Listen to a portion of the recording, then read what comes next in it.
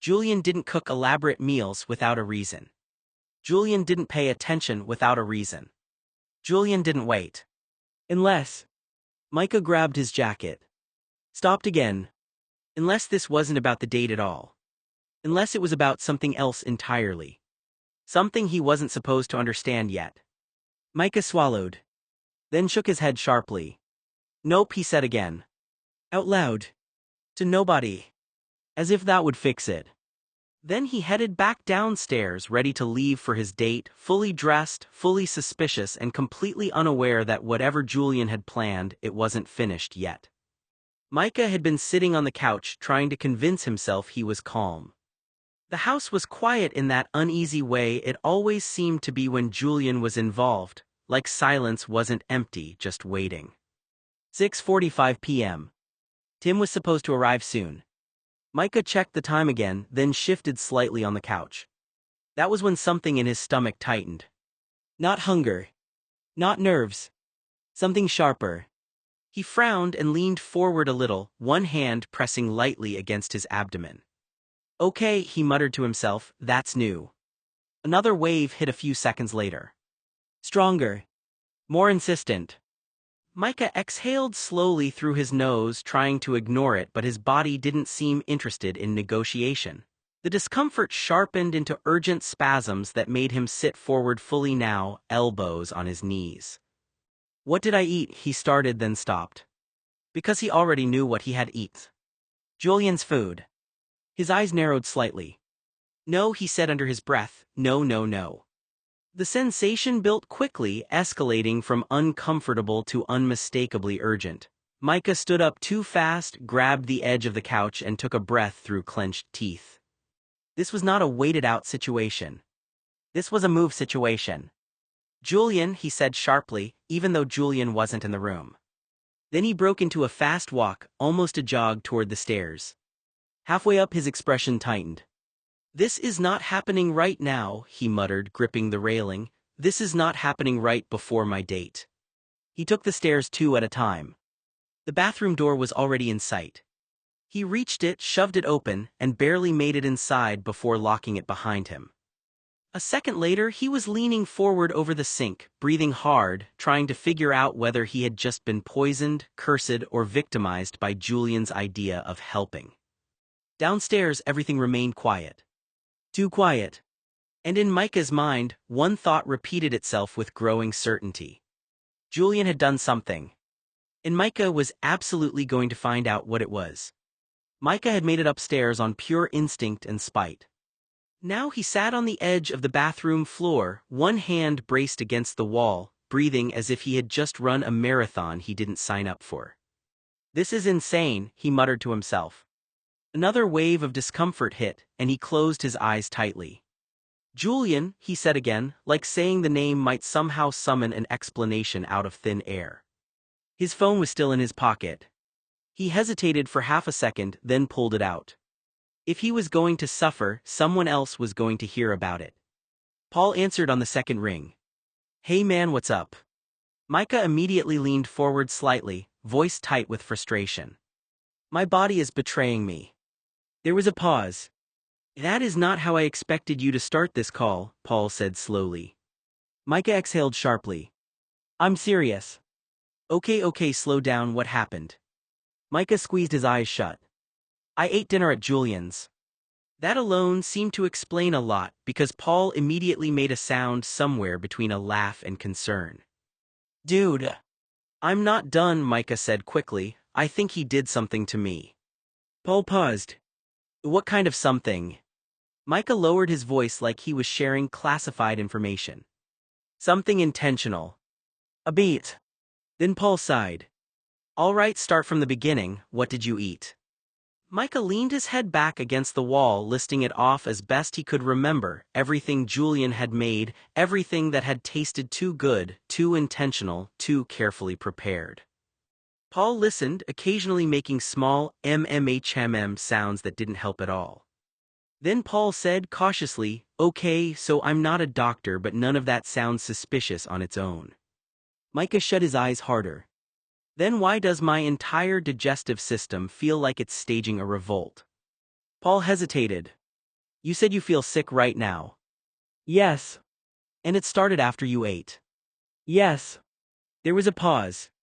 Then Paul said slowly, Dude, I hate to say this, but that sounds like something didn't sit right with you. Food intolerance, maybe something too rich, or... Micah cut in immediately. No. Paul blinked. No. Micah opened his eyes. This is Julian. Paul went quiet. Okay. Micah sat up straighter. This is exactly the kind of thing he would do. Why would Julian poison you? He wouldn't poison me, Micah snapped. He'd prank me. Paul made a noise that sounded dangerously close to laughter. Bro, I think you might be jumping to conclusions. Micah was already packing now, phone pressed to his ear. You don't understand, he made this whole elaborate Greek dinner. He was acting weird all day, he knew I had a date, he was watching me eat like it meant something. Paul sighed. And now you think he secretly sabotaged your stomach? Yes. A long pause. Micah, Paul said carefully, have you considered that you might just be stressed? Micah stopped walking. That landed for half a second. Then he immediately rejected it. No. Paul waited. Micah lowered his voice. I figured it out. Oh no, Paul said. Micah nodded to himself even though Paul couldn't see it. He put something in the food. Like what? Micah hesitated. Then very seriously. I don't know yet. Paul went silent for a long moment. Then finally said, I need you to hear yourself right now. I do hear myself. That's the problem. Micah ignored that. I'm telling you it's Julian. Paul sighed again, longer this time. Okay, even if it is Julian, why would he do that? Micah froze slightly. That question landed harder than expected. Because he didn't actually have an answer. Not a logical one. Only Julian-shaped suspicion. Only patterns.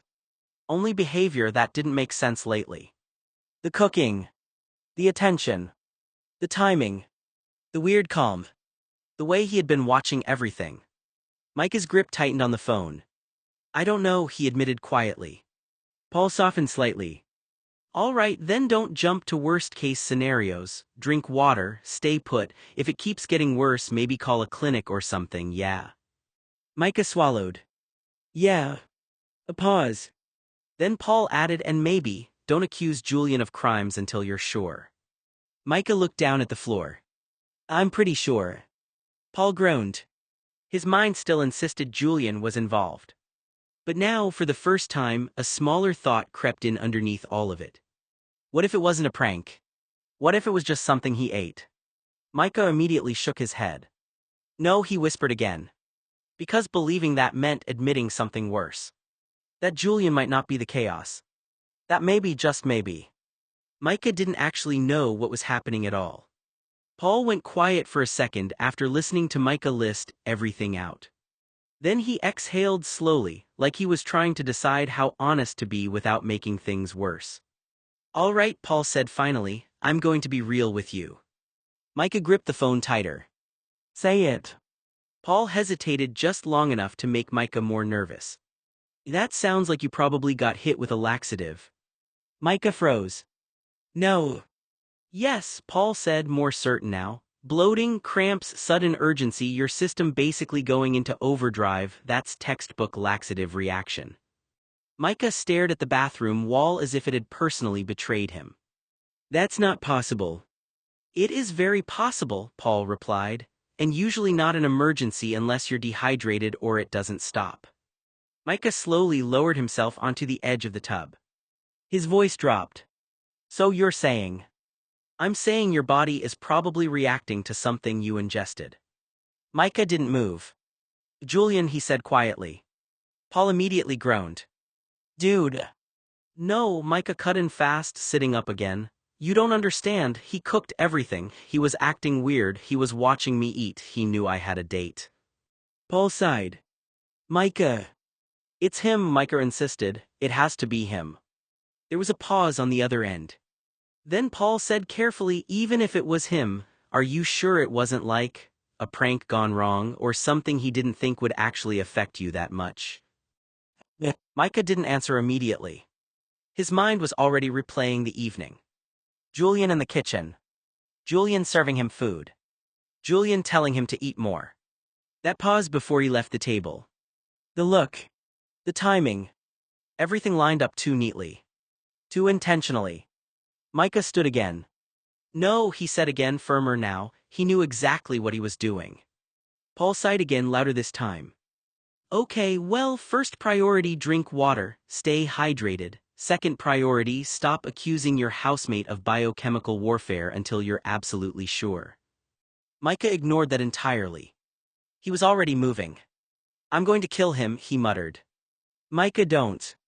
But Micah had already lowered the phone slightly, eyes narrowed as he stared toward the stairs like Julian might be standing at the top waiting. He did this on purpose, Micah repeated. And now, whether Paul agreed or not didn't matter anymore. Because in Micah's mind, the case was already closed. Tim stepped into the house slowly, immediately feeling that something was off. The air was too still. Too staged.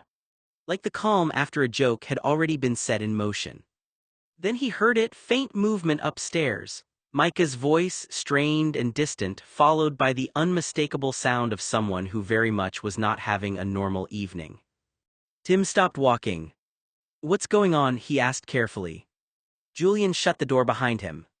Micah isn't feeling well, Julian said casually. He's upstairs, it's just a stomach thing. Tim's eyes narrowed immediately. A stomach thing? Yeah. A beat. Tim looked up the stairs. Then back at Julian. What did you do? Julian blinked. Nothing. That answer came too fast. Tim didn't like that. Julian added a little lighter, he might have just not agreed with the food, it happens. Tim took a step forward. You cooked for him? Yes. And now he's sick. Julian sighed like this was becoming unnecessarily dramatic. He's fine, he'll be down soon. That's not reassuring, Tim said flatly. From upstairs another muffled sound reached them, followed by Micah's frustrated voice. Tim looked up again. His suspicion sharpened. Then slowly he turned back to Julian. If you did something to my date, Tim said quietly, I'm going to make that your problem for a very long time.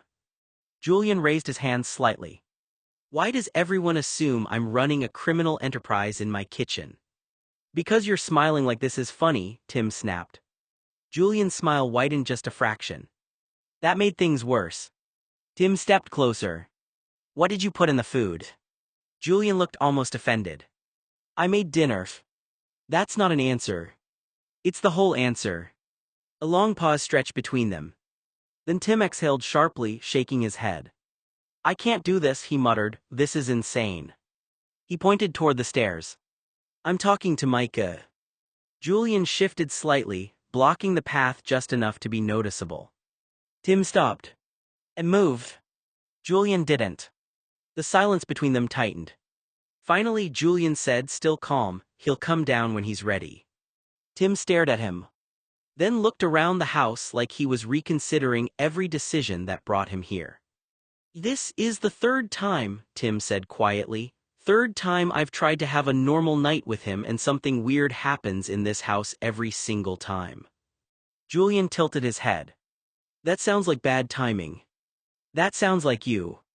Julian's expression flickered for a second, something unreadable passing behind it, then smoothed back into his usual controlled calm. Upstairs, Micah's voice called out faintly again, frustrated and distant. Tim rubbed his forehead. Then pointed toward the door. I'm not doing this tonight. Julian stepped aside without argument.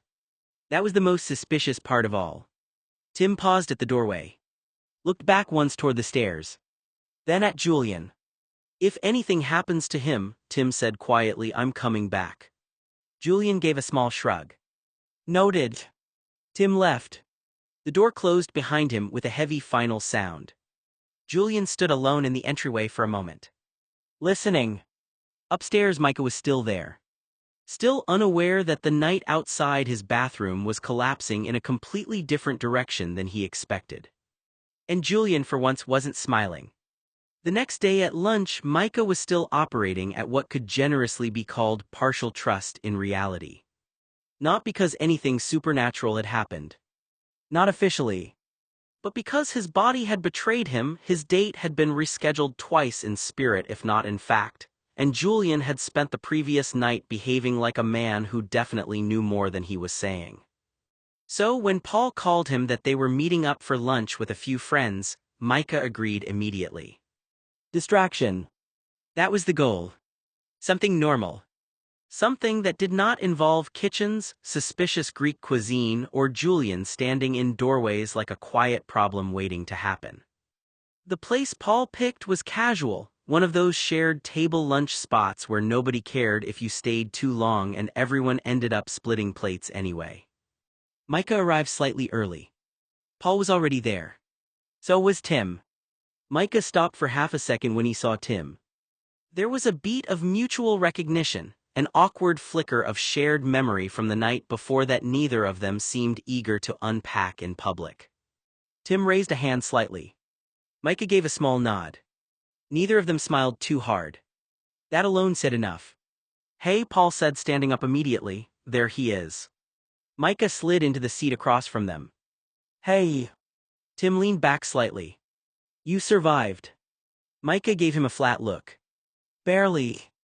Paul laughed like that was normal conversation. "Okay, food first, trauma second." A server came by almost immediately, dropping off shared plates, small in trays, appetizers, things meant for group grazing rather than individual meals. Micah stared at the food like it might be part of a test. Tim noticed. "You good?" he asked. Micah hesitated. "Define good." Paul waved it off. "He's fine, just had a rough night." Tim snorted softly. "That's one way to put it." Micah ignored that and picked up a fork. For the first few minutes, things almost felt normal. Almost. Paul was talking about work. Tim was complaining about scheduling. Someone else at the table was laughing about something irrelevant. Micah even managed to relax his shoulders a little. Then Paul sat up slightly. "Oh, Micah, I want you to meet someone." Micah looked up. A new guy had just arrived at the table, sliding into the open seat beside Paul like he'd been part of the group all along. "Micah, this is Aaron," Paul said. "We grew up together, basically spent every summer trying to kill each other in different ways." Aaron smiled easily. "Accurate." He had an easy presence, brown hair, blue eyes, the kind of calm expression that came from spending years dealing with chaos and choosing not to match it. Friendly, steady, grounded. "Nice to meet you," Aaron said. Micah nodded. "Yeah, you too." Paul leaned back. "Aaron runs the counseling program at the clinic on Main Street." At that, Micah looked up slightly more attentively. "Oh." Aaron shrugged modestly. "Lead counselor, mostly behavioral work, stress management, that kind of thing." Tim smirked. "Micah might need a referral." Micah immediately pointed at him. "Don't start." That got a small laugh around the table. Aaron studied Micah for a second, not in a judgmental way, just observant. "You look like you've had a long week," he said gently. Micah exhaled through his nose. "You could say that." Paul slid a plate closer to him. "Eat, that fixes like 40% of life problems." Micah picked at the food again. He was trying. He really was. But his phone buzzed in his pocket. Once. Then again. Then a third time. He pulled it out automatically. The screen lit up. No notifications. No messages. Just a system alert he had never seen before. He frowned. "That's weird." Tim glanced over. "What?" Micah turned the phone slightly. "I don't have service." Paul blinked. "That's not unusual in some spots in here." "No," Micah said slowly, "I mean I don't have service, like at all." He tapped the screen. Nothing changed. Then a message appeared. "I'm sorry, your phone can no longer take calls. Please contact your carrier to restore service." Micah stared at it. Silence fell over the table for a moment. "What does that mean?" he said slowly. Tim leaned in. "That's not a normal message." "I know that," Micah snapped. Paul frowned. "Did you switch SIMs or something?" "No." Aaron tilted his head slightly. "Let me see." Micah handed him the phone. Aaron studied it calmly, turning it over once then back. "Huh," he said. Tim leaned in too. What is it? Aaron looked back at Micah. When was the last time you had full service? Micah hesitated. Yesterday. Aaron nodded slowly. And did anything happen yesterday that might have involved your phone? Micah froze. His mind immediately went somewhere it did not want to go. Julian. Of course. Julian was near the phone this morning. Julian in the house. Julian with access. Julian, who had already proven multiple times that he liked solving problems in ways that were not technically illegal enough to be prosecutable, but emotionally exhausting enough to feel like crimes. Paul noticed the expression on Micah's face. Oh no, Paul said quietly, you're thinking Julian again, aren't you? Micah didn't answer. That was answer enough. Tim sighed. Please tell me he didn't hack your phone. I don't know, Micah said tightly.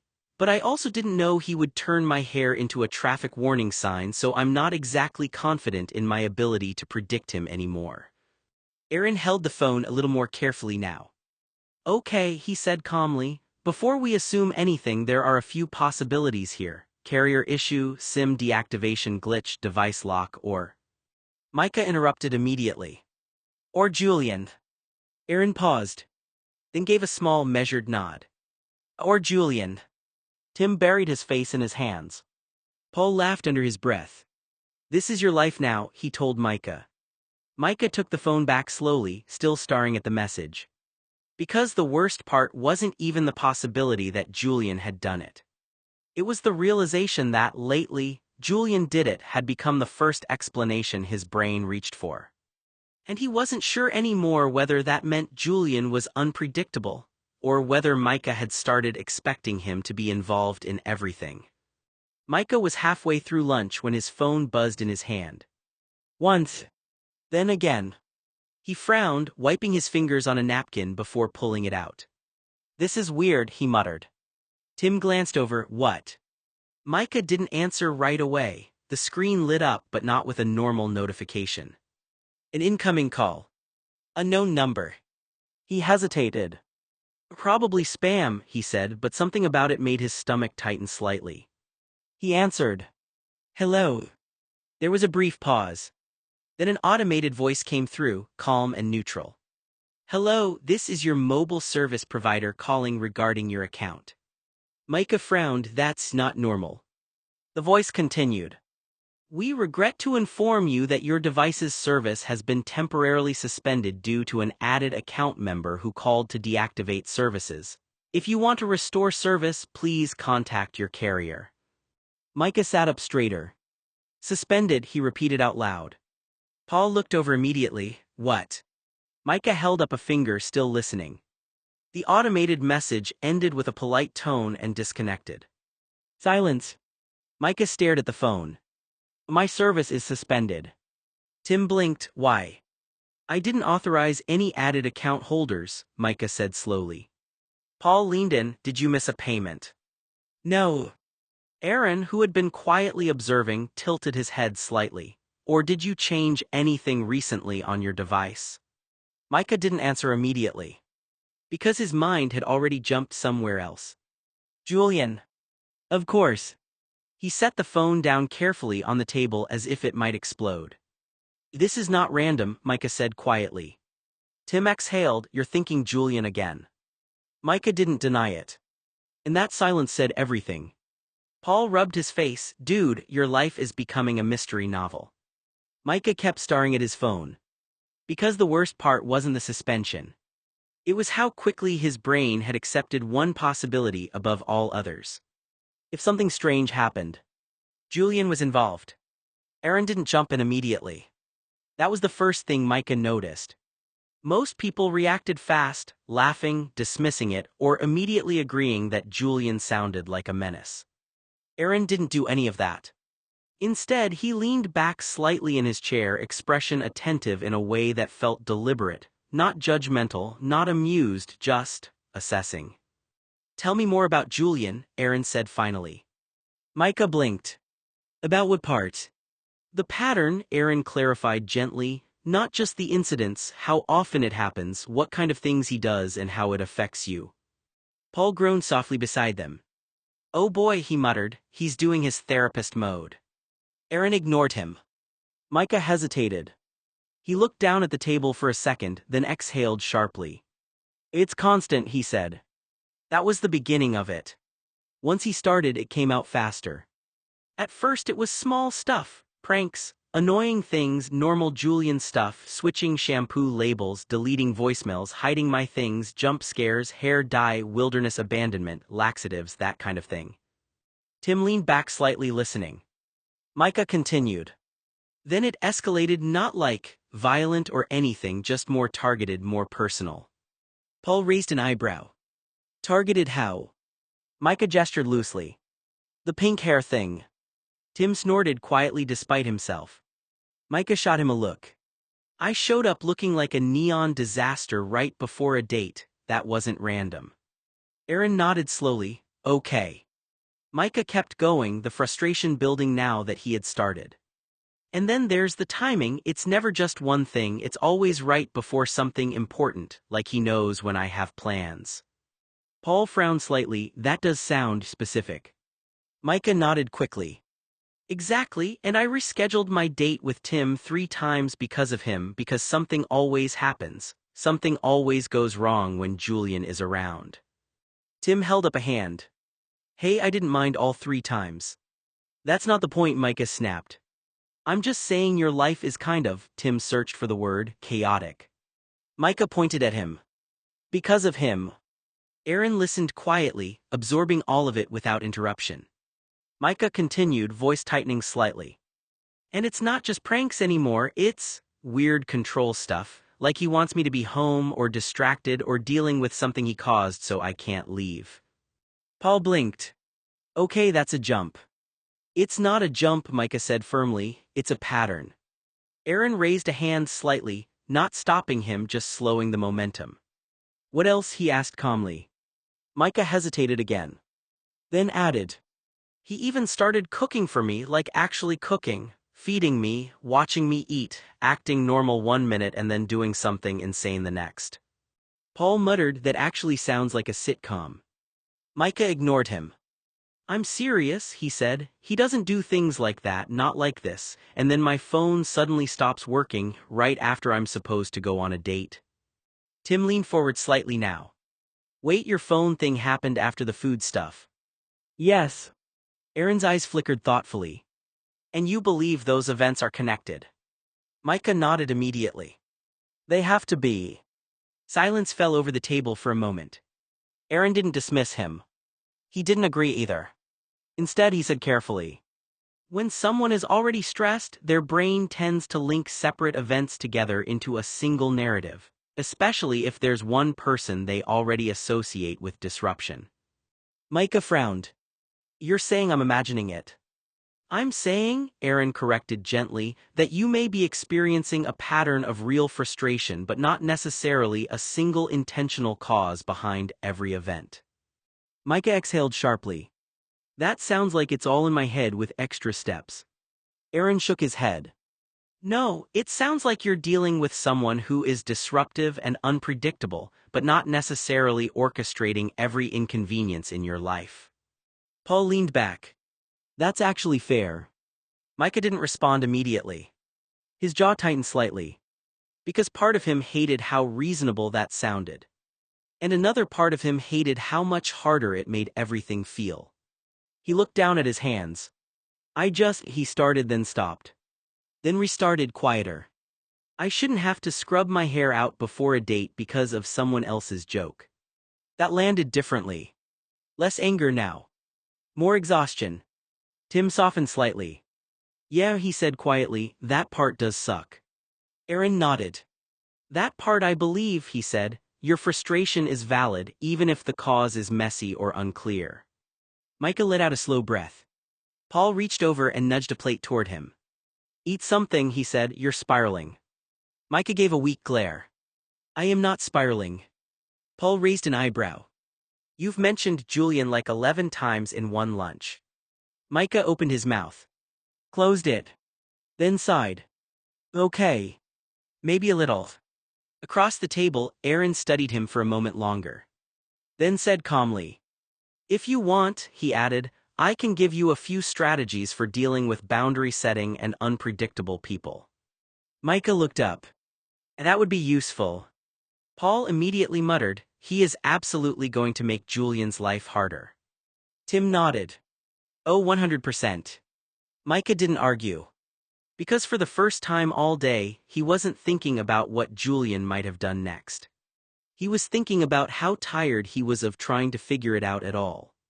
Aaron went quiet for a moment.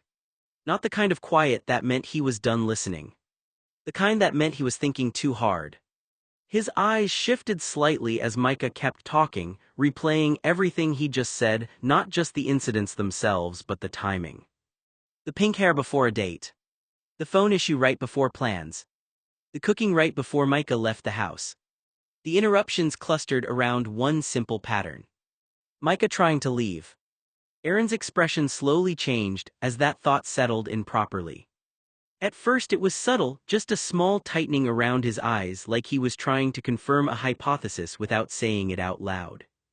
Then his gaze drifted briefly toward Tim. Then Paul. Then back to Micah. Wait, Aaron said slowly.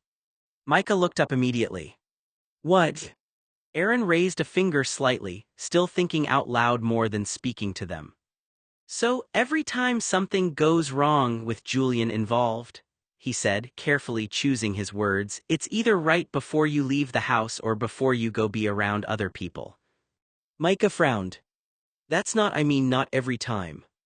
Paul snorted, it kind of is though. Tim nodded slowly, yeah, that's actually been the pattern. Micah opened his mouth to argue then stopped. Because they weren't wrong. Aaron leaned back slightly in his chair, eyes narrowing, not suspicious but suddenly focused in a different way. Like pieces were clicking into place. And the things you described, he continued, they're not random chaos, they're interruptions, disruptions to your schedule. Micah shifted uncomfortably. That's not how I would describe it. Aaron didn't respond right away. Instead, he looked down at the table, lips pressing together like he was trying not to react too strongly, too quickly. Paul noticed. What? Paul asked, what is it? Aaron lifted a hand. No, he paused, then exhaled through his nose, I think I see something. Micah tensed. See what? Aaron pointed lightly between Micah and the table like he was mapping something invisible. Okay, he said slowly, hypothetically speaking, if someone didn't like you leaving or didn't like you going out or didn't like you prioritizing other plans. Micah's eyes narrowed. Paul leaned forward, don't say it. Tim blinked, say what? Aaron continued anyway, still calm, but now clearly amused by his own realization.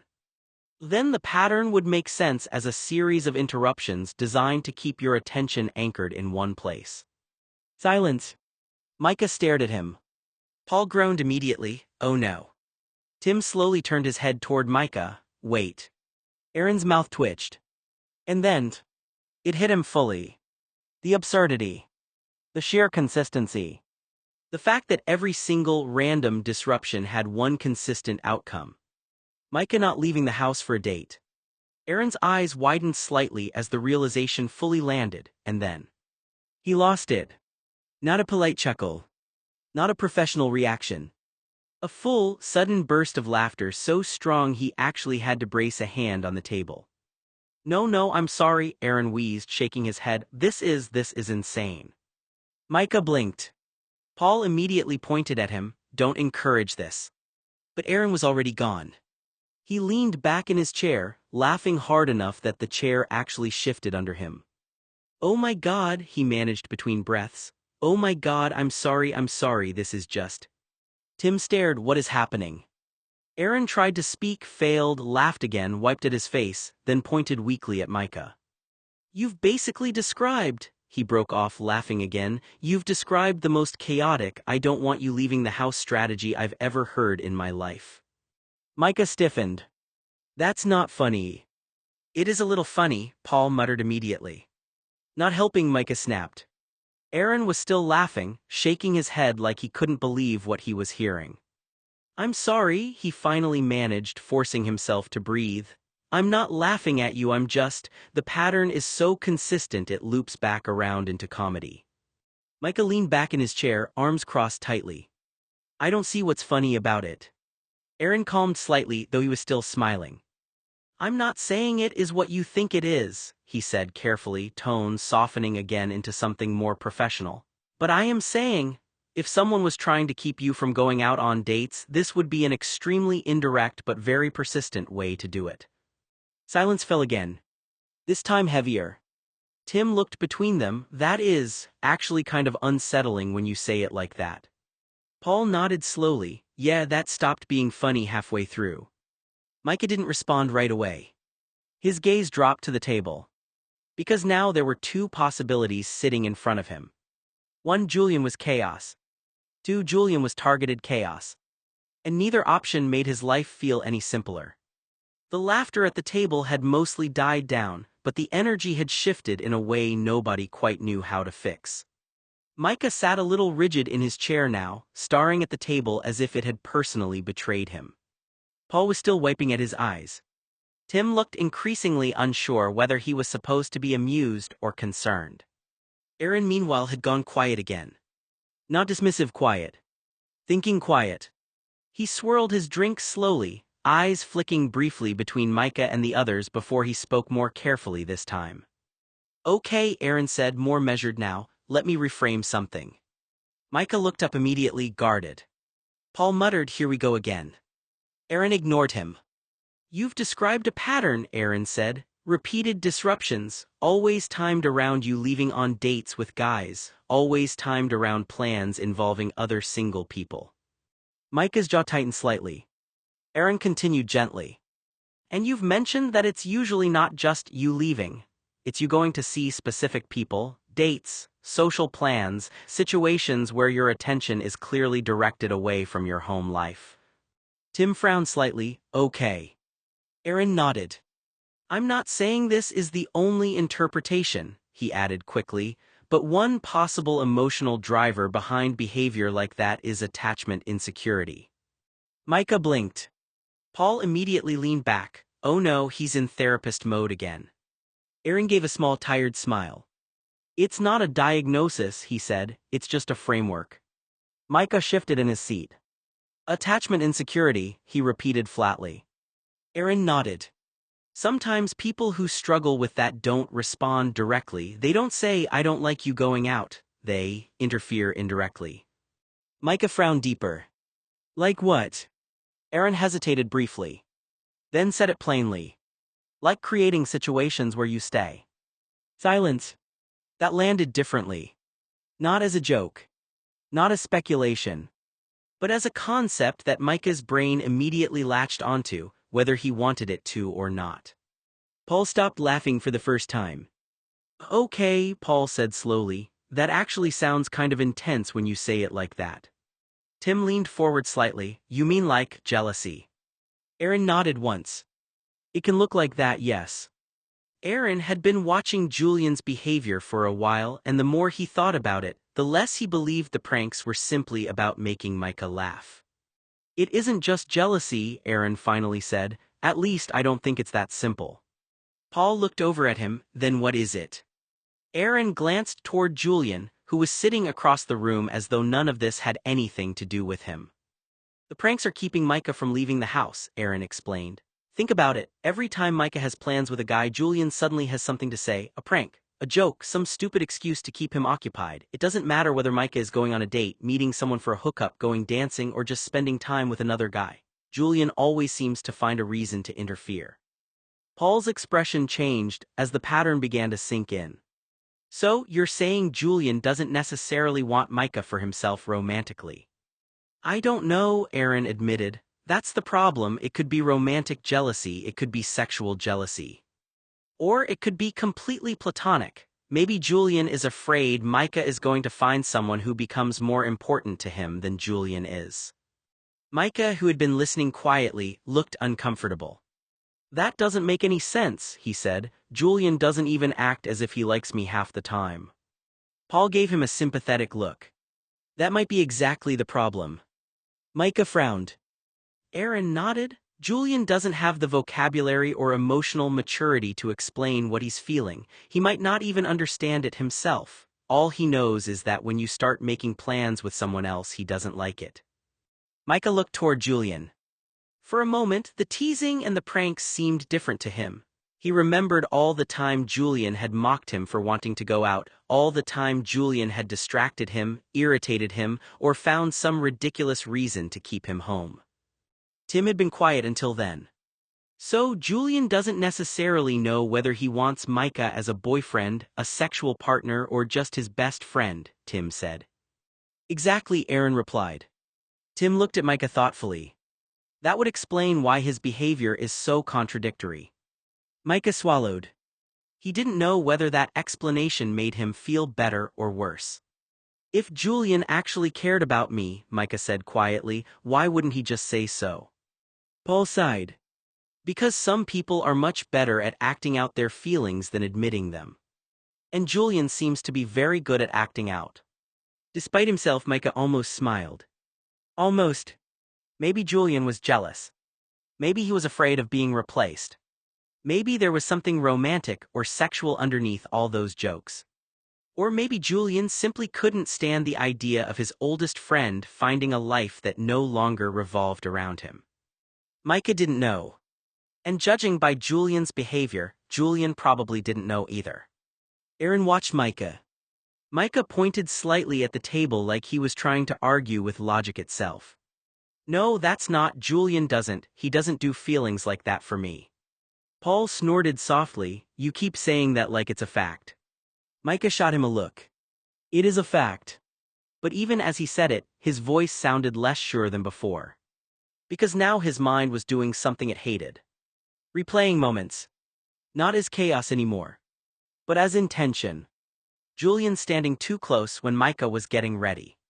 Julian lingering when he mentioned going out. Julian watching him leave the house like he was measuring distance. Julian cooking. Julian feeding him. Julian asking no questions but noticing everything. Micah's stomach tightened slightly. Across the table, Aaron spoke more softly now. I'm not saying he's consciously plotting anything dramatic, he clarified. But jealousy doesn't always look like control, sometimes it looks like disruption, especially if someone doesn't have the tools to express it directly. Paul exhaled sharply. That is a very generous way to describe what could also just be a chaotic prankster. Aaron shrugged slightly. It could be both. That did it. Micah froze. Both. That was the worst option. Because it didn't give him clarity.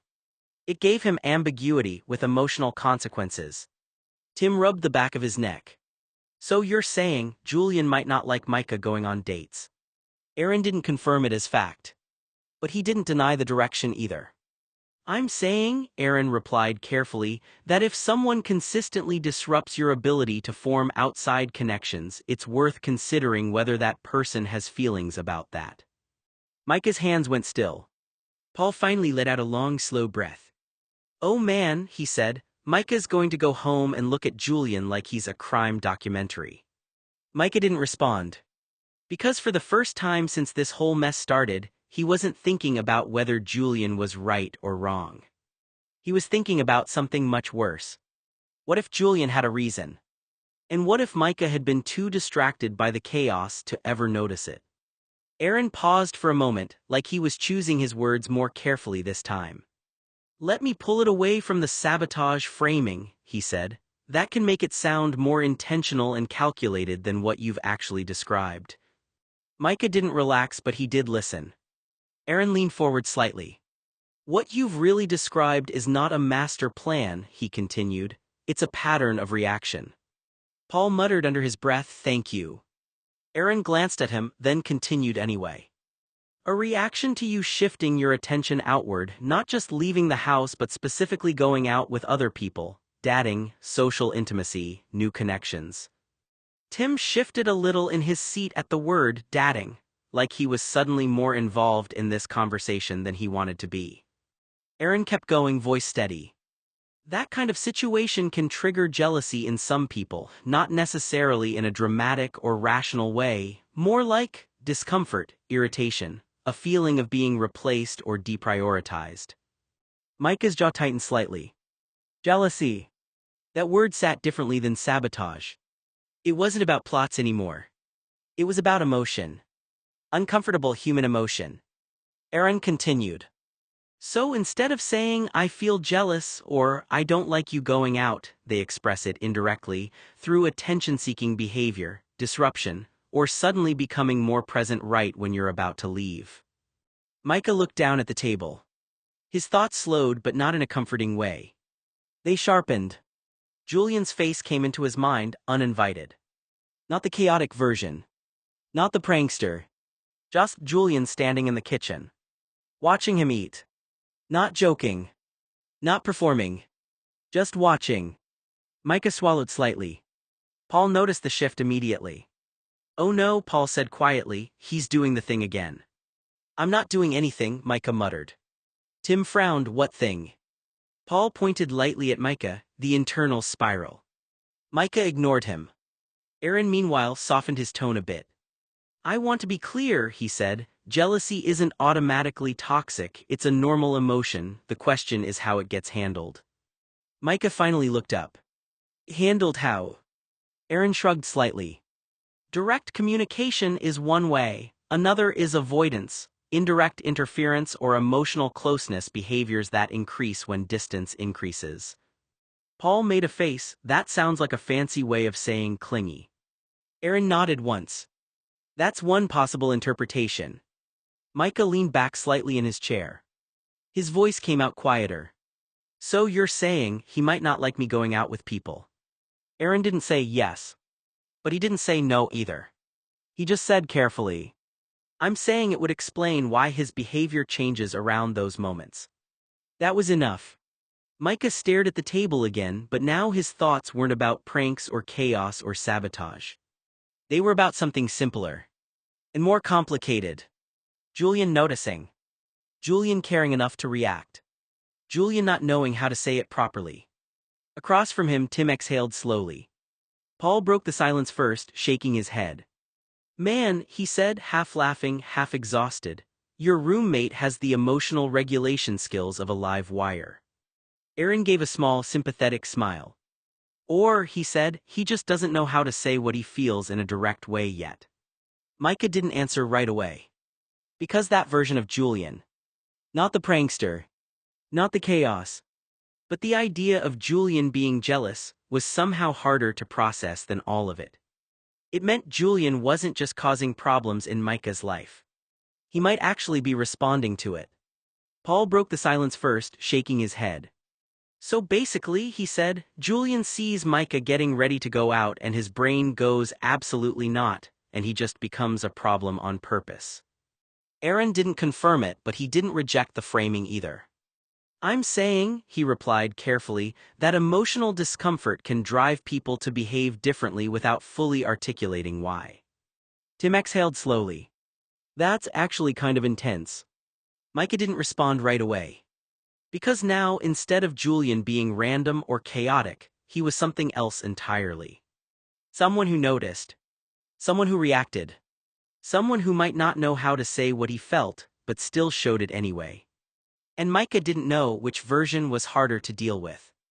Aaron took a small breath, then leaned back slightly as if recalibrating how far he wanted to push the interpretation.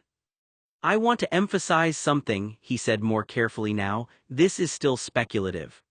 Micah didn't look away. Paul muttered, too late, we're already in it. Aaron continued anyway. Sometimes when someone feels emotionally insecure about their place in someone's life, the response isn't always disruptive in the obvious sense, he said, it can also go in the opposite direction. Tim frowned slightly, opposite direction. Aaron nodded. Instead of creating chaos, they become more attentive, more present, more agreeable, even unusually kind. Micah's expression shifted slightly at that. Aaron watched that reaction closely, then clarified. It's not manipulation in a conscious, calculated sense, he added quickly. It can be a kind of emotional compensation. If they feel like they're competing for attention, they may try to make themselves more appealing in whatever way they believe will keep that attention. Paul rubbed his forehead. This is starting to sound like emotional economics. Aaron gave a faint smile. Sometimes it kind of is. Micah's mind snagged on one phrase. More appealing. His thoughts flickered without permission. Julian cooking. Julian serving food without joking. Julian watching him eat instead of interrupting. Julian quieter than usual. Julian softer. He hadn't known what to call that before. Now Aaron was giving it a label. Micah shifted in his seat slightly. So you're saying he changes how he acts, Micah said slowly. Aaron nodded. In some cases, yes, not necessarily in a deliberate strategy sense, more like adaptive behavior. If someone notices that another person is receiving your attention, like a romantic partner or someone you're going out with, they might unconsciously adjust their behavior to try to maintain their place in your emotional priority. Tim raised an eyebrow, so like he tries to be the better option. Aaron hesitated. I wouldn't phrase it that competitively, he said carefully, but yes, in effect, it can look like increased effort to stay emotionally relevant. Paul leaned back in his chair. This is insane, he muttered, but not joking anymore. We've gone from funny prank roommate to emotional rivalry arc. Aaron exhaled lightly through his nose. I'm not saying any of this is definitive about your situation, he reminded them again. I'm just mapping possible interpretations based on what you've described. Micah didn't respond immediately. Because his brain was no longer stuck on whether Julian was chaotic. It had moved somewhere more uncomfortable. Replaying moments not as interruptions anymore, but as shifts. Julian getting softer when Micah was leaving. Julian quieter when Micah mentioned Tim. Julian more present when Micah was preparing to go out. Micah's voice came out lower. So it's like he's trying to compete. Aaron paused. Then said gently, that's one way people sometimes describe it, yes. Silence settled over the table. Paul broke it first, shaking his head. I feel like I need to call Julian and ask him what his actual job is because apparently it's emotional chaos engineer. Tim exhaled slowly. This is way more complicated than I thought it was. Micah didn't laugh. Didn't argue. Just sat back in his chair, staring down at his hands. Because whether Aaron was right, wrong, or somewhere in between, the idea had already landed. And it didn't go away easily. Aaron went on, if you want Julian to show or tell you what kind of jealousy he's feeling, whether romantic or platonic, kiss him. You can tell pretty quickly what kind of feelings he's having based on his reaction to physical affection. You said that Julian isn't the kind of guy that explains why he feels the way he does and he's closed off. So a direct one-on-one confrontation will do little to nothing to help you resolve the issue. But a kiss might actually force Julian to communicate in some way. Micah drove home in a quieter state than he left in. Not calmer. Just more inward. Aaron's words kept looping in his head not as answers but as reframes he couldn't fully accept or fully discard. Jealousy, attention, patterns, interpretation versus intent. By the time he pulled into the driveway, the house looked the same as always. That somehow made it worse. He sat in the car for a few seconds before getting out. Then he went inside. The front door clicked shut behind him and the familiar interior of Julian's house greeted him, too still, too normal, like nothing unusual had ever been discussed in it at all. Julian was in the living room. Sitting on the couch. Watching television like he had all the time in the world. Relaxed posture, one arm resting along the back of the couch, focused but not intense. Too calm for how Micah felt walking in. Micah stopped just inside the room. Julian didn't look over immediately. That alone irritated something in him. Micah walked forward. And without saying anything, he reached out and turned off the TV. The sudden silence hit the room like a cut. Julian blinked. Slowly turned his head. There was a pause. Aaron put you up to this, Julian said flatly. Micah didn't move. Julian's eyes stayed on him now. Not surprised. Not angry. Just watching him like he was trying to understand what version of Micah had walked in through the door. Micah crossed his arms. We need to talk, he said. Julian leaned back slightly into the couch. That sounds serious. It is. A beat of silence stretched between them. The kind that didn't feel empty, just loaded. Julian tilted his head a fraction. About what? Micah hesitated. Because now that he was here in front of him, the certainty he had been carrying all the way home started to wobble. Not disappear. Just shift. Still he pushed through it. About everything, Micah said, The timings, the interruptions, the way things happen right when I'm about to leave. Julian's expression didn't change much, but something in his eyes sharpened slightly. You've been thinking about it, Julian said. That wasn't a question. Micah frowned. Yeah, I have. Another pause. Julian looked past him briefly, then back. The TV remote sat on the table between them, untouched. I was watching TV, Julian said mildly. I noticed. Julian's mouth twitched slightly. Micah continued, voice tighter now. And I think, he stopped himself, then started again, I think you don't like when I go out. That landed. Not dramatically, but cleanly. Julian didn't respond immediately. For once he didn't interrupt. He just looked at Micah for a long moment. Then quietly. Who told you that? Micah hesitated. I figured it out. Julian's gaze didn't move. Figured it out, he said.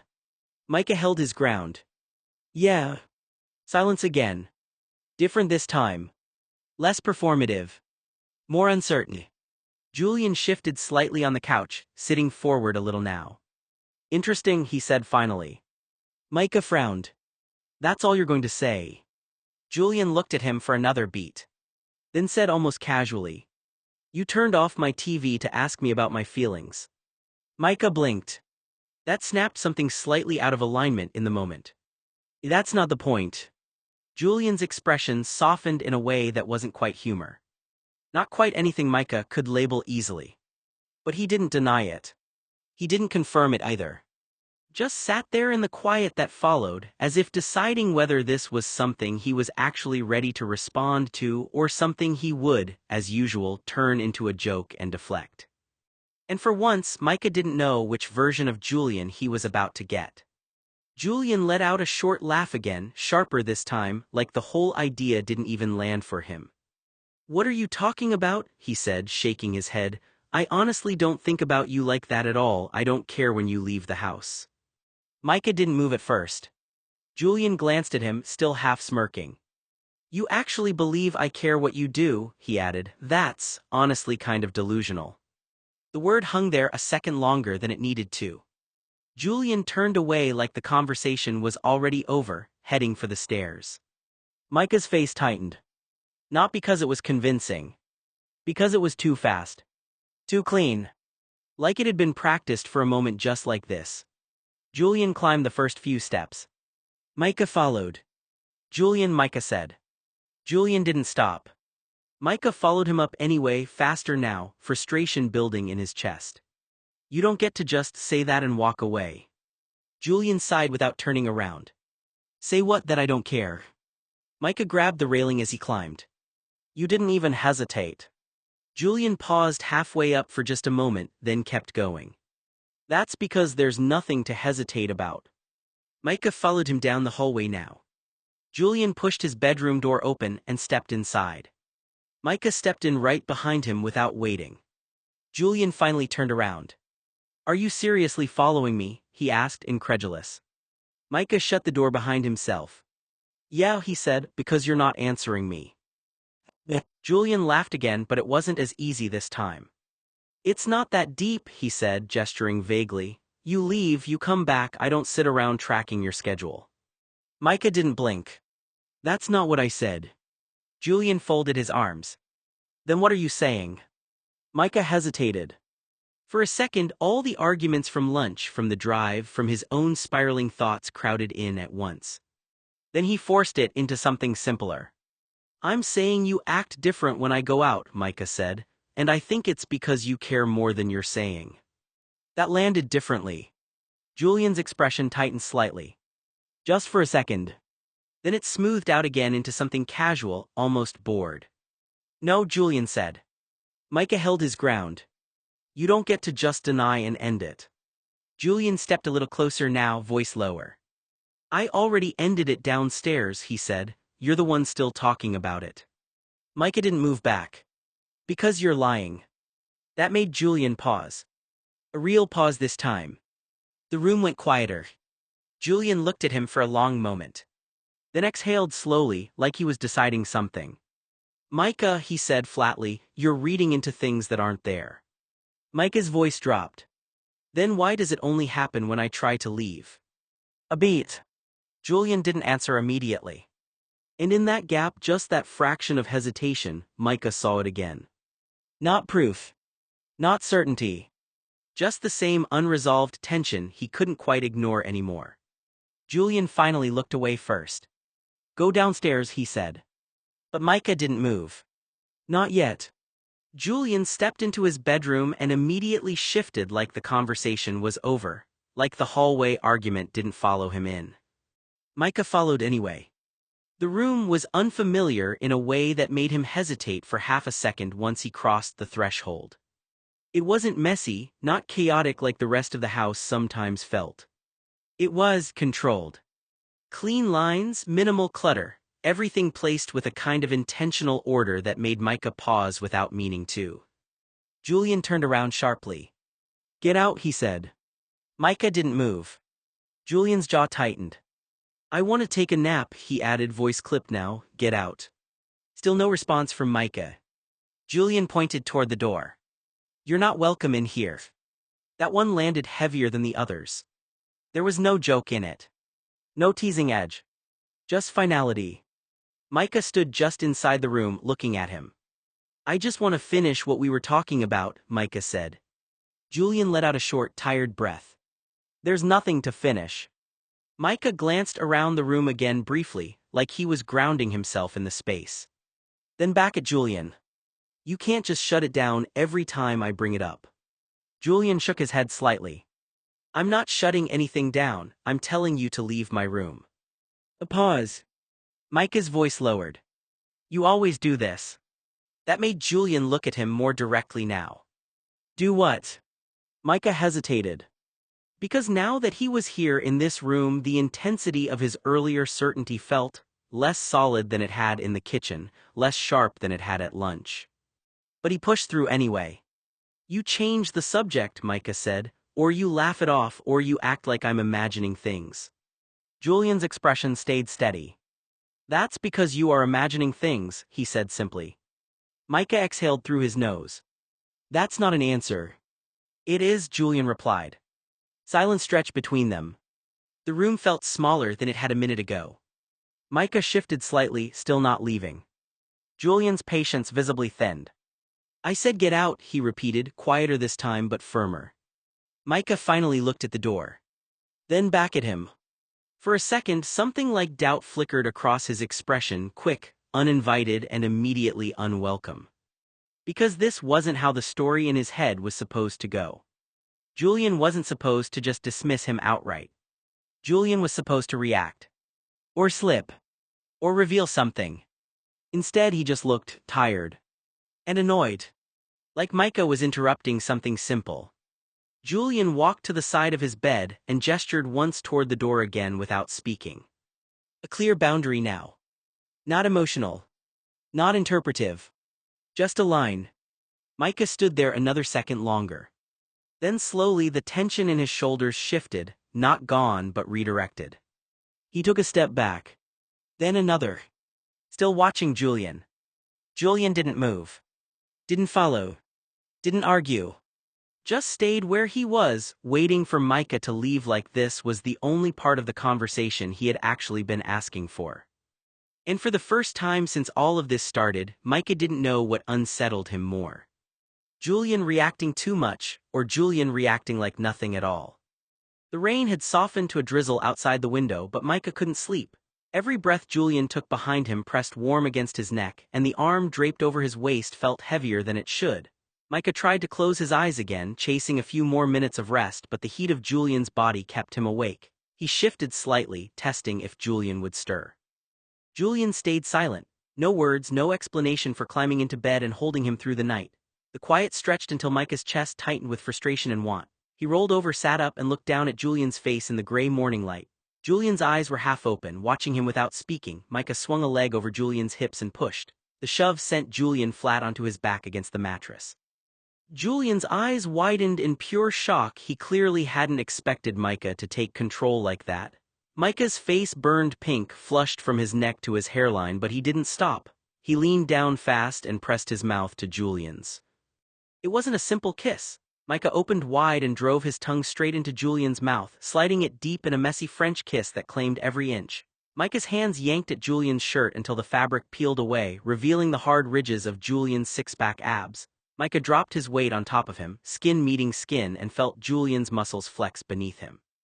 Julian still said nothing, but his hands came up to grip Micah's hips. Micah kept kissing him. Micah broke the kiss only to slide lower. Micah has sex with Julian in Julian's bedroom. Scene retracted, read extended version on Wattpad. They stayed like that, breathing hard, Micah's flushed face still pressed close. Julian's hand slid down Micah's back, possessive and quiet. The rain outside picked up again, but inside the room the only sound was their ragged breathing and the wet click of another slow kiss. Micah's thoughts raced even as his body stayed pressed to Julian's. The kiss had changed everything, the first real one after all the pranks and hidden jealousy. Part of him wondered if this tenderness would last or if Julian would pull away again the moment the high faded. But for now, Micah let himself sink into the weight of Julian's body beneath him and the steady beat of rain against the glass. Julian went still for a fraction of a second. The room felt like it tightened around both of them. Then everything changed at once, not dramatically but sharply. Julian got out of bed, stepped back, jaw set, breaking the proximity between them like he'd decided something important without saying it out loud.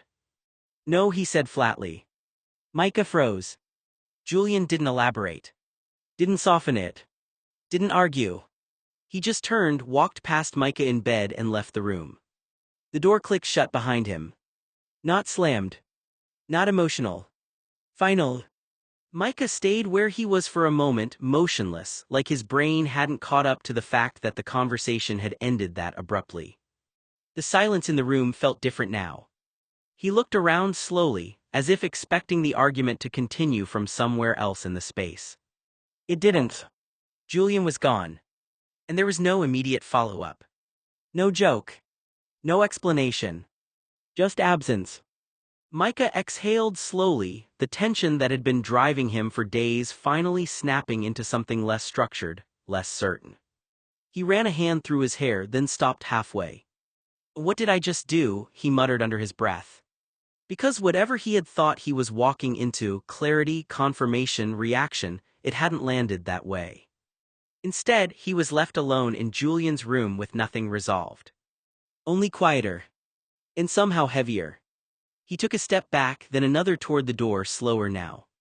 His confidence from earlier didn't feel as solid as it had in the kitchen or at lunch. It felt like it had shifted shape in his hands. And downstairs, somewhere in the house, Julian wasn't explaining anything at all. By the time dinner rolled around, the house felt like it had split into two different versions of reality that refused to line up. Julian had come back from the theater just before sunset. He didn't announce it. He just appeared in the doorway, jacket still on, looking like someone who had stepped out of a different conversation entirely and wasn't interested in revisiting the earlier one. He moved through the kitchen like Micah wasn't a factor he needed to account for. Micah noticed that immediately. Not anger first. Not jealousy. Just that clean, deliberate distance. Julian set his keys down, loosened his collar slightly, and started washing his hands at the sink like it was the most important task in the world. Micah stood near the counter for a moment, watching him. Waiting for something, anything, that acknowledged what had happened earlier. Nothing came. Julian dried his hands, checked his phone briefly, then glanced toward the living room like he was already mentally elsewhere. Micah finally spoke. "You went out." Julian didn't turn around fully. "Yeah," he said simply. Micah's jaw tightened a little. "With Sandy." That got a pause. Not a dramatic one. Just a small interruption in Julian's rhythm. Julian turned his head slightly now. "Yeah," he repeated. Micah watched him closely, trying to find the crack. The shift. Anything that looked like the reaction Aaron had described earlier at lunch. Anything that suggested friction under the surface. Julian gave him none of it. Instead, he walked toward the fridge. Opened it. Looked inside like the conversation wasn't connected to him at all. Micah's voice sharpened slightly.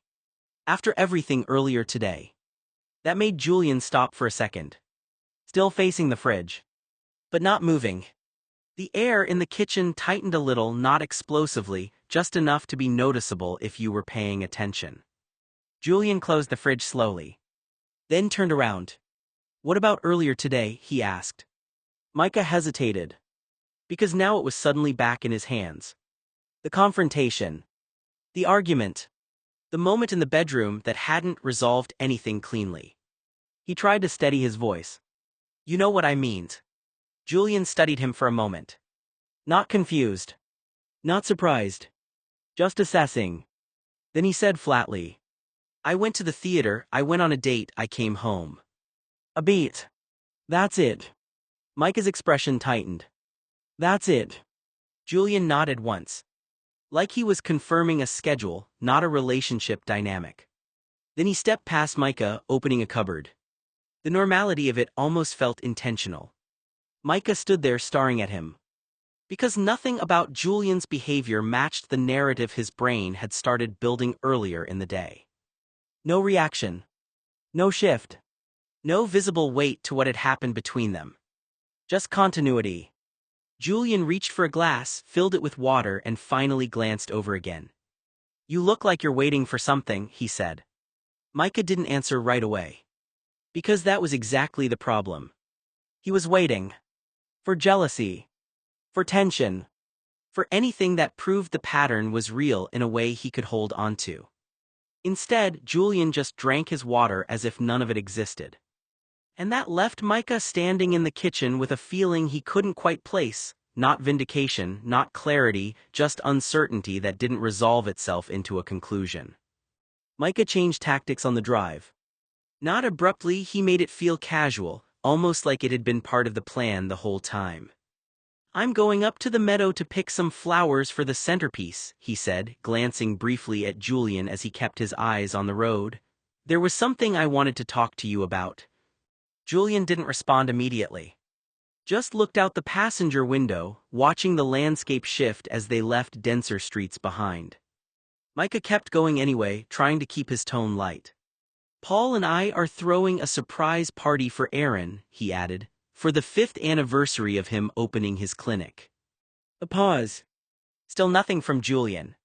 "We wanted you to help," Micah continued, "or maybe just come along or ride with me up to the meadow, whatever works."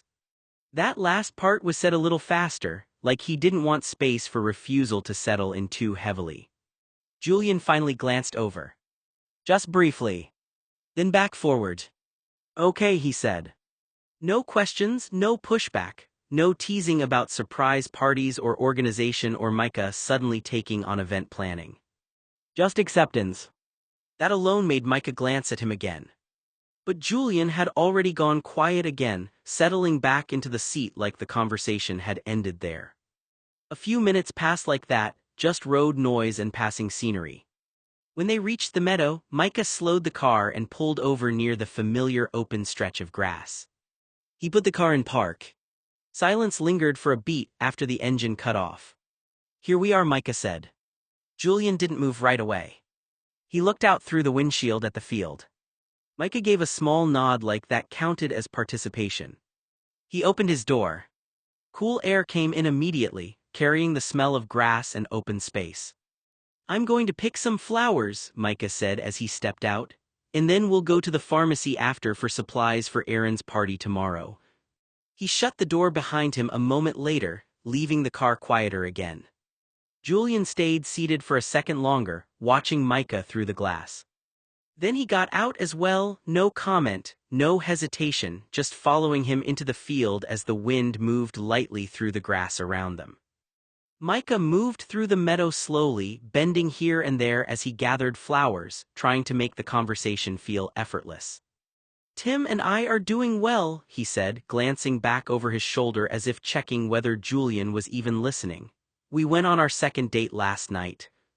Julian walked a few steps behind him, hands relaxed at his sides. No reaction, no commentary, just the sound of grass shifting underfoot. "Tim's such a charmer," Micah continued.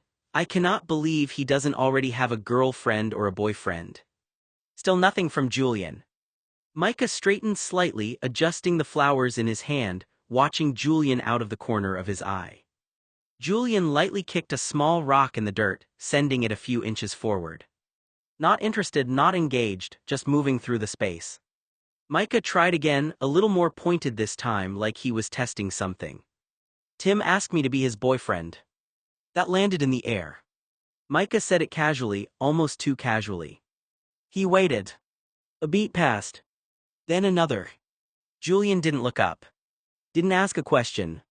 Didn't react at all. Micah blinked once, caught slightly off guard by the absence of response. I said yes, Micah added, still watching him closely. Tim's nice, and at least he doesn't put pink dye in my shampoo. He let that hang for a moment, like it was supposed to draw something out. Nothing came. Julian's attention stayed on the ground in front of him, scanning the grass as he walked, expression unreadable. Micah exhaled through his nose, a little sharper now, and looked down at the flowers in his hands. I think we have enough flowers, he said finally. He straightened fully, brushing grass off his fingers. Julian stopped a few steps behind him. Still quiet. The wind moved through the meadow, bending the tall grass in slow waves between them. Micah turned slightly, waiting, this time not entirely sure what he was waiting for anymore. But Julian's expression stayed steady, distant in a way that wasn't quite anger, not quite indifference either. Just closed off. And for the first time, Micah's carefully constructed reaction test didn't produce anything he could confidently read at all. Micah kept walking through the meadow, flowers gathering loosely in his hand now, his voice a little more deliberate than before. Tim and I were doing pretty well, he said, glancing back at Julian again. Still no reaction. That lack of response was starting to feel less like indifference and more like a wall. Micah adjusted his grip on the flowers. It's actually really nice, he added, being with someone who makes it obvious they like you back. He watched Julian carefully as he said it. Nothing. So he pushed a little further. I've got a date tonight, Micah said. I'm going over to his place, I'm cooking for him, we're just going to hang out, watch something late and spend time together. He paused. Let the implication sit there without nomming it. Still nothing from Julian. Not even a glance. Micah's jaw tightened slightly. It's easy, he added, no guessing, no wondering what the other person is thinking. That landed differently. Not visibly. But the air between them shifted in a way Micah couldn't ignore anymore. Julian kicked lightly at the grass again, slower this time. Micah watched him closely, then gave a small, almost dismissive breath. I think we've got enough flowers, he said more abruptly than before. He straightened fully, brushing his hands together. For a moment, neither of them moved. The meadow stretched out around them, quiet and open, wind rolling through the tall grass. Julian finally spoke, but his voice was flat. Are you done? Micah blinked. Yeah, he said. Julian nodded once. Okay. He turned slightly, already shifting back toward the car without waiting for him. No argument. No reaction. No visible crack. Just distance again, clean and immediate. And as Micah followed a few steps behind him, the thing he had been trying to test all afternoon didn't resolve into satisfaction or confirmation. It just echoed back at him in silence that didn't give anything away at all. Micah pushed the pharmacy cart down the aisle, scanning shelves like he was trying to focus on anything other than the strange quiet that had followed them out of the meadow. Party supplies were lined up in bright, almost aggressive color, streamers, balloons, folded banners with printed phrases like "Congratulations" and "Celebrate," stacked in uneven rows. He picked up a roll of blue streamers, turned it in his hand, then tossed it into the cart. Candles, he muttered to himself, reaching for a pack near the end of the shelf. Behind him, Julian walked a few steps slower, not rushing him, not steering him, just following at a distance that felt deliberate but not unfriendly. Micah grabbed a folded sign next. Bright lettering, big font. Congratulations. He held it up briefly, squinting at it like it might offer more meaning than it did. Julian finally spoke from behind him. That's dramatic. Micah glanced over his shoulder. It's a party. Julian didn't respond to that directly. Instead, he drifted closer, eyes landing on a nearby display of novelty signs. His gaze paused. Then he gave a short, quiet laugh. Micah turned fully this time. Julian was holding up a different sign. Bright pink, overly cheerful font. It's a boy. Micah stared at it for half a second. We are not using that, he said immediately. Julian's mouth twitched slightly. I don't know, he said mildly, feels appropriate.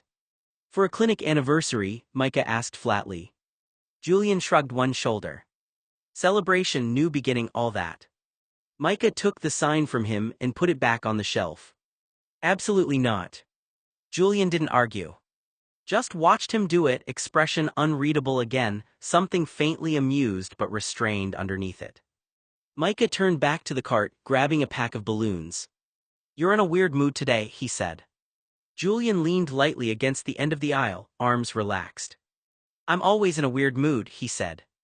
Micah snorted under his breath despite himself. For a moment, the tension that had been building all day loosened just slightly, not resolved, not gone, but less sharp. He placed the balloons in the cart. Help me pick something normal, he said. Julian glanced at the shelves again. Then after a beat. Define normal. Micah didn't answer right away. And for the first time since the morning, the conversation wasn't about reactions or tests or silence. Just two people standing in a pharmacy aisle, trying uneasily to exist in the same moment without everything turning into meaning. Julian took the driver's seat on the way back without much discussion, like it was simply the most efficient option.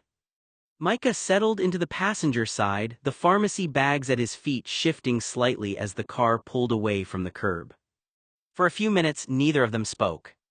Just road noise, the soft rhythm of the tires, and the late afternoon light sliding across the windshield. Micah glanced over at Julian once. Then again. Something about the day still felt unresolved, like he'd been circling a point that kept slipping just out of reach. He shifted slightly in his seat. Slowly, almost casually, Micah let his hand drift across the center console, light, tentative, aiming for Julian's. A simple thing, or it should have been. His fingers brushed forward.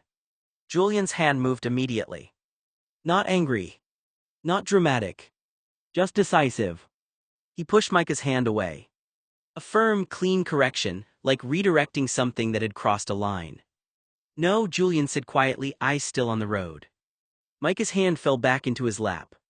He looked out the window for a moment, expression tightening in a way he didn't show outwardly. Inside his head, the thought came fast and sharp. Okay, it's fine when he does it, but not when I do it. He stared at the passing scenery, jaw set. Noted. He didn't say it out loud. The rest of the drive stayed quiet, but the silence had changed shape now, not tense exactly, but more aware, more measured, like both of them had just learned something without agreeing on what it meant. Julian kept driving. Micah stayed still. And whatever conclusion Micah had reached in his head didn't get challenged, confirmed, or resolved, just carried home with them in the space between words. Micah noticed it the way you notice a clock ticking in the background only after you've heard it enough times to realize it never stops. It wasn't dramatic at first. Just repetition. Every Saturday at exactly 4:30 Julian would change. Not in an obvious way, no big announcement, no shift in personality that Micah could point to and prove. Just a routine that started to stand out once Micah stopped ignoring it. Julian would get dressed up. Not casually, not like running errands or going for a walk. Deliberately. Like there was a standard he was meeting that didn't exist on the other days of the week. And then he would leave. Always at the same time. 4:30. No explanation offered, no destination volunteered, no I'll be back later. Just gone. And then like clockwork he would return around 7:30. Micah started noticing the return just as much as the departure. The sound of the door.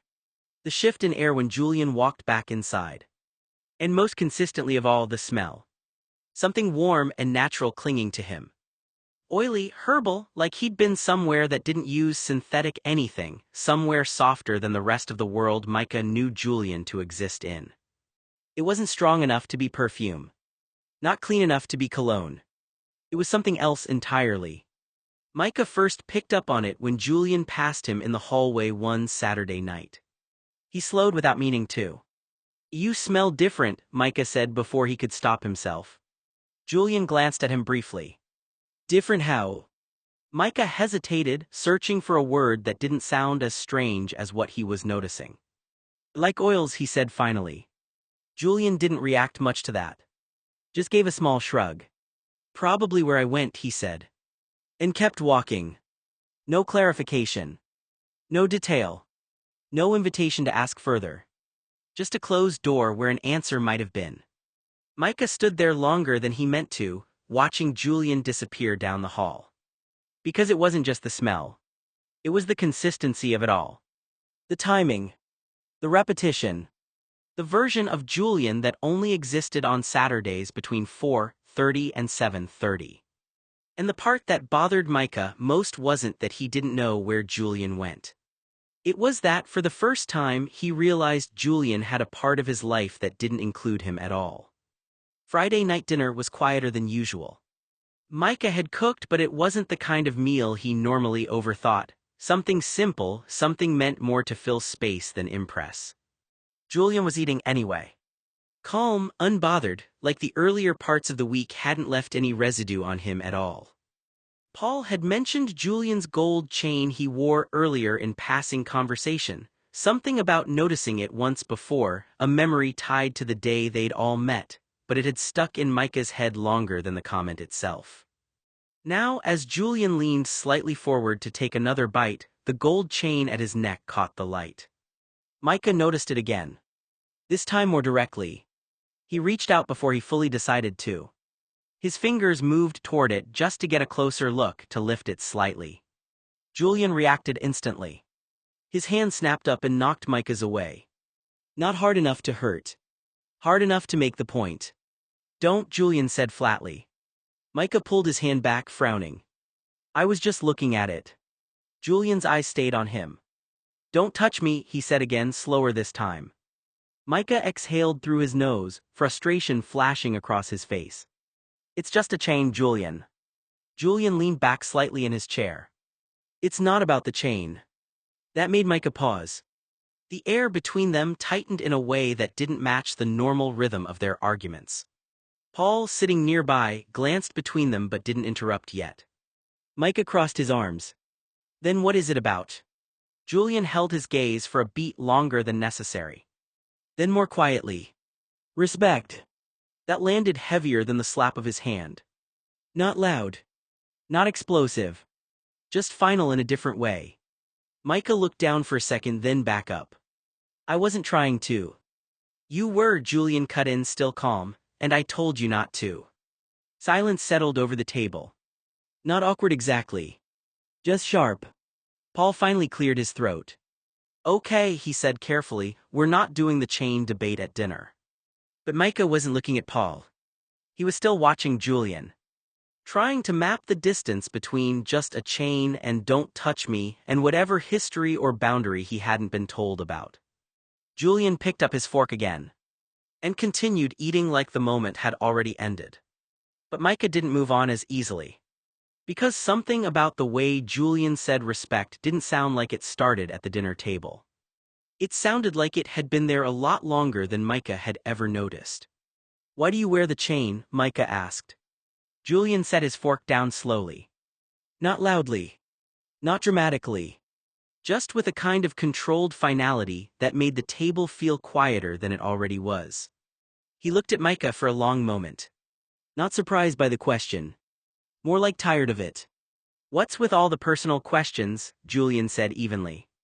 Micah didn't answer immediately. Julian leaned back slightly in his chair, gaze steady. I told you on the yacht, he added. We don't do personal things like this. Are you not listening, or are you just being difficult? The word difficult landed sharper than the tone suggested it would. Micah's jaw tightened. Paul shifted a little in his seat, suddenly very interested in his plate.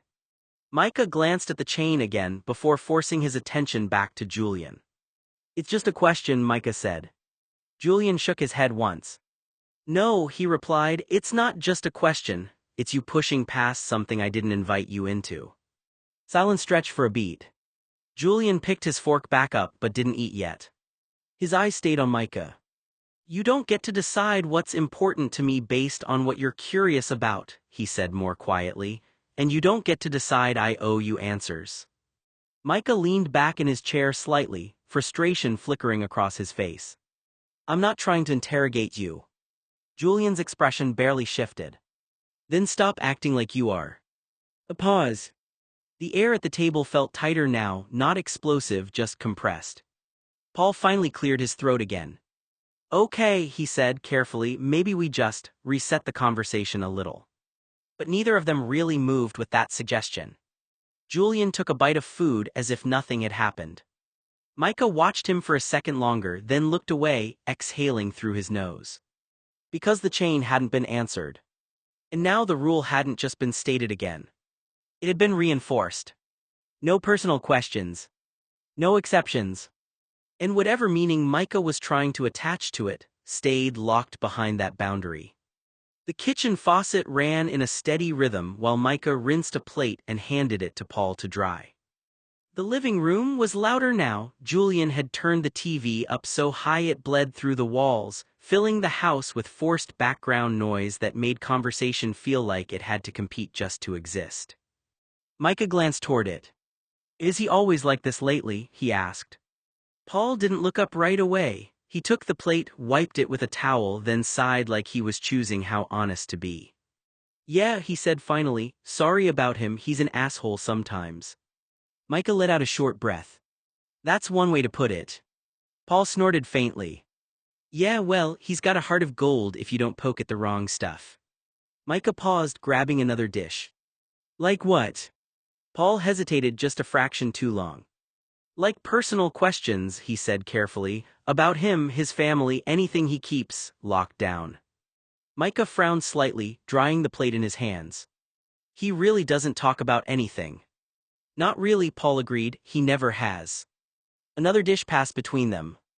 The sound of the TV in the next room filled the gap where conversation might have gone. Micah glanced again toward the living room. Julian's silhouette on the couch was barely visible, but the volume made it feel like he was trying to occupy the whole house at once. Paul lowered his voice a bit.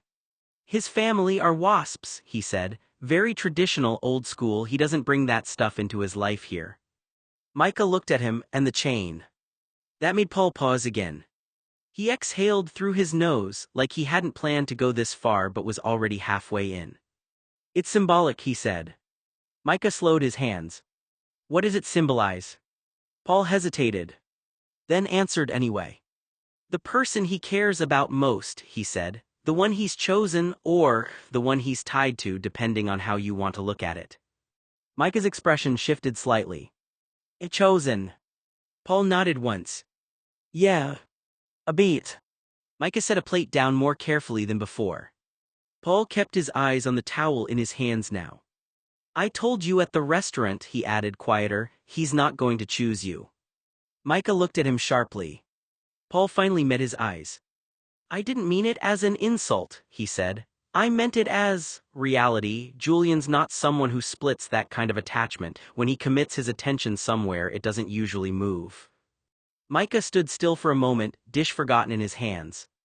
From the living room, the TV continued blasting, too loud, too steady, like it was trying to overwrite everything else in the house. Micah's voice came out lower than before. So that chain means he already has someone. Paul's expression tightened slightly. I'm saying, he corrected carefully, it means he's already anchored himself somewhere, and he doesn't tend to shift that.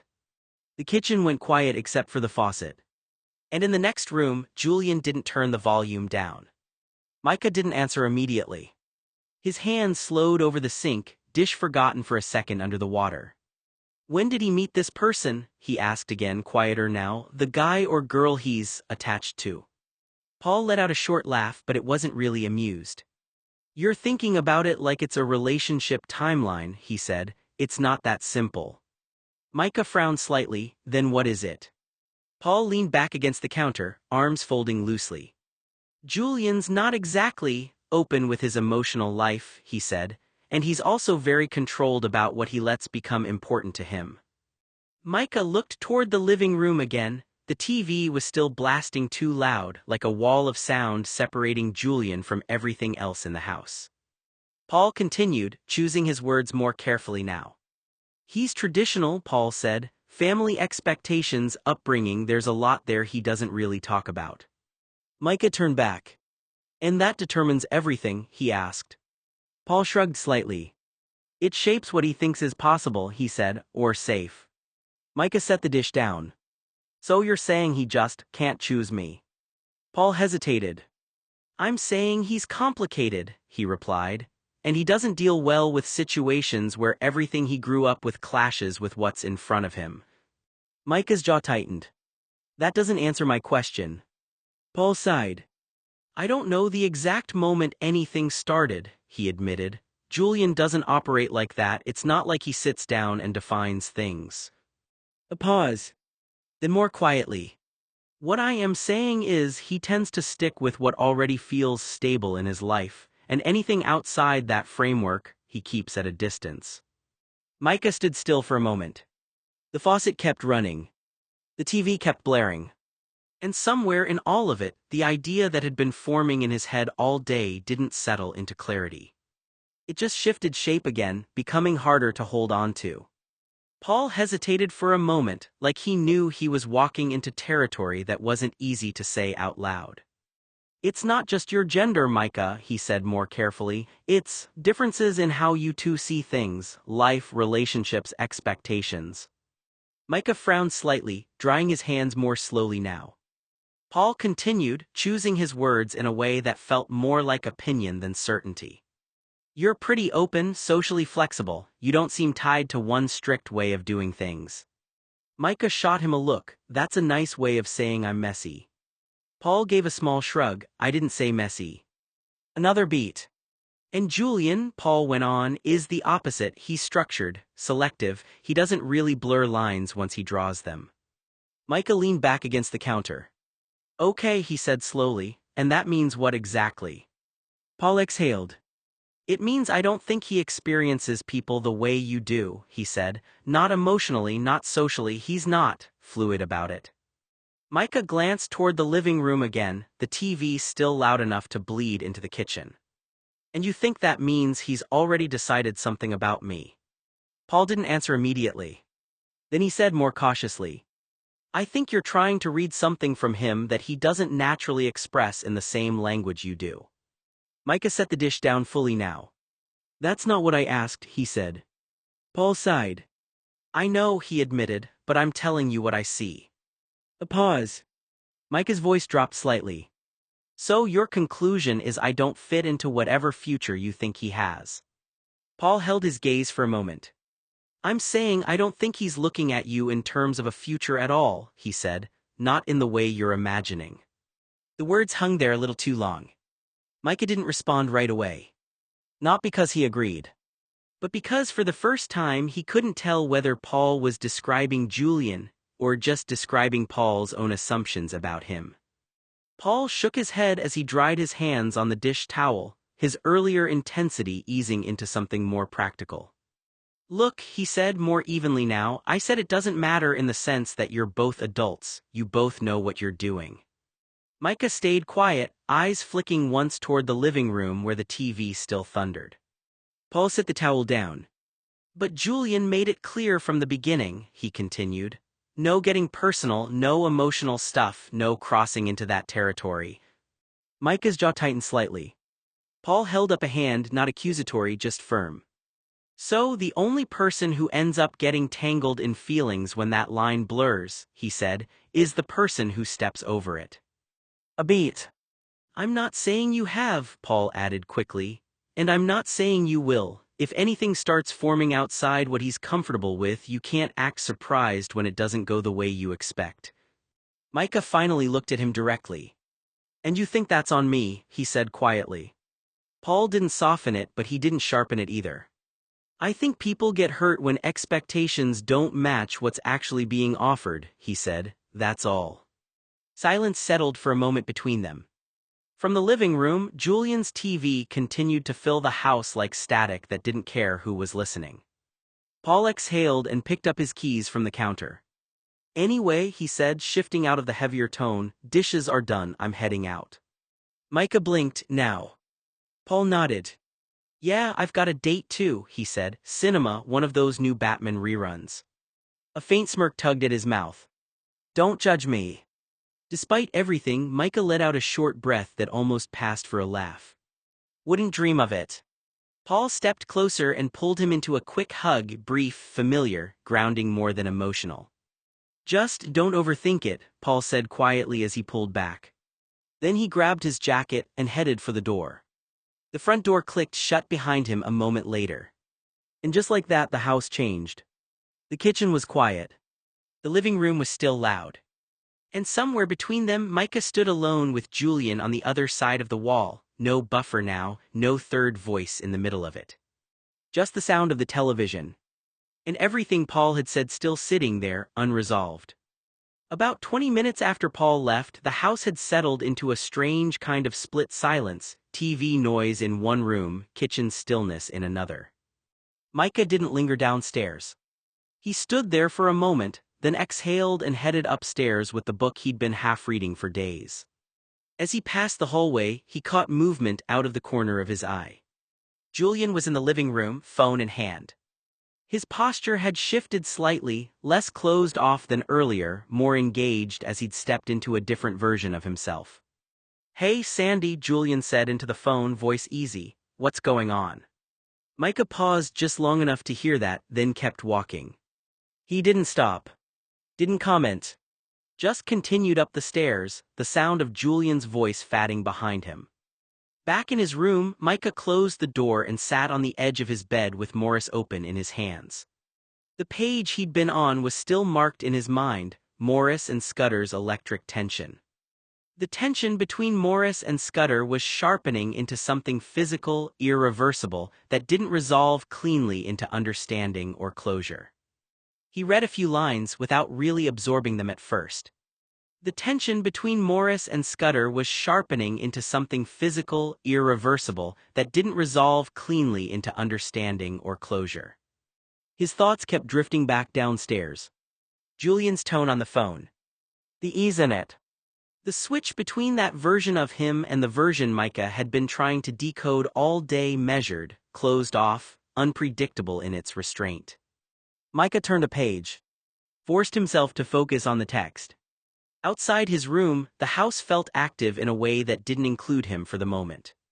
And that was the part that sat the heaviest, not what Julian was doing or who he was talking to, but how quickly the space adjusted when Micah stopped being part of the moment.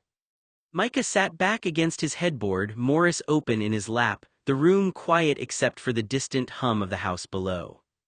The chapter he'd landed on was one he always ended up lingering over longer than expected. Clive's house.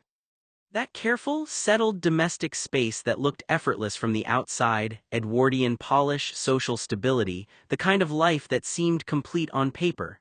Clive, now comfortably married to a conventional wife, moving through his adulthood with everything in its expected place. And then Morris arriving in it like a fracture in something otherwise sealed. Not dramatic at first. Just presence. Conversation. Memory. Old university familiarity that carried weight even after time had passed. And then beneath all of that, something sharper. The moment Morris meets Clive's employee, someone working outside the formal structure of Clive's world. Someone not meant to be central to anything important, at least by status or expectation. But Morris notices him immediately. Not in a social way. Not in a polite way. In a way that interrupts everything else. Micah paused on the page, rereading a paragraph he already knew by heart, the quiet recognition that doesn't have language yet, only pressure. The sense of attraction that arrives without permission, and the even heavier realization that it cannot be acted on safely in the world they live in. Because in that world, early 1910s England, what he feels is not just complicated. It's illegal, dangerous, unlivable in plain terms. So Morris does what he's learned to do. He holds it in.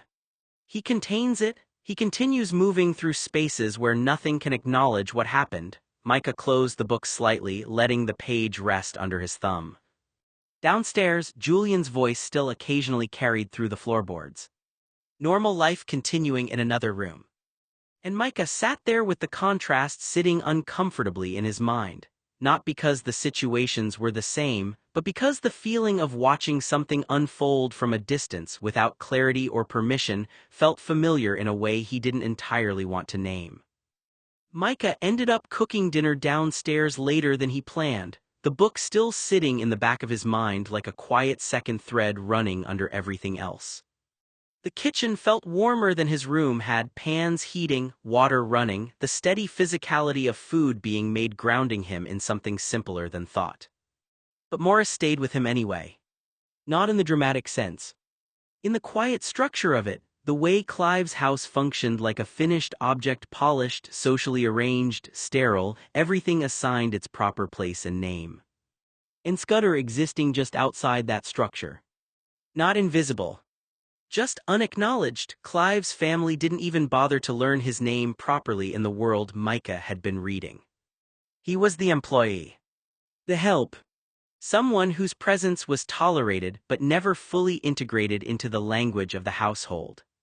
And Scudder, for his part, didn't try to correct it. He moved through that world with rough edges intact, his speech direct, his manners unrefined by their standards, his vocabulary shaped by a life that didn't care about refinement as currency. Everything about him marked him as outside. And yet Morris noticed him. Not in a loud way. Not in a declarative way. It was more like a tension that kept returning even when it wasn't invited. Micah stirred something in the pan absent-mindedly, thinking about how that attention wasn't framed as rebellion or shock. It was just recognition. A quiet pull towards something that didn't fit the architecture of the life around it. He set a timer and leaned against the counter, the memory of the text threading itself into his thoughts. Orders and instructions he remembered. That was how Morris spoke to Scudder at first. Not cruelty, not distance.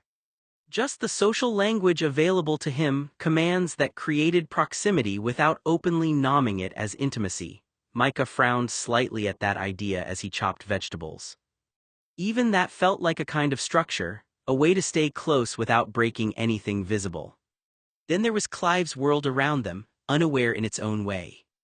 Not just uninterested, but constructed so firmly that someone like Scudder didn't even register as fully legible inside it. Not worth nomming for Micah,